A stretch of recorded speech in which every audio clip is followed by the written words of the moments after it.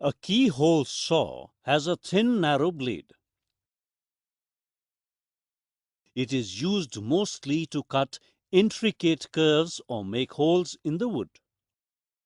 The pointed, narrow blade allows you to begin cutting from the center of a wood panel.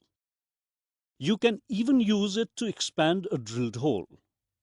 It is specially used to cut keyholes for a mortise lock. To make a keyhole, you need to first mark the place where the keyhole needs to be cut.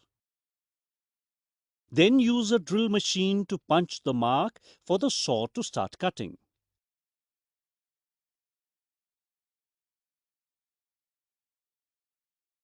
Grasp the keyhole saw handle and guide the pointed edge of the saw in the pre-made hole. Cut the wood according to the thickness and shape of the key.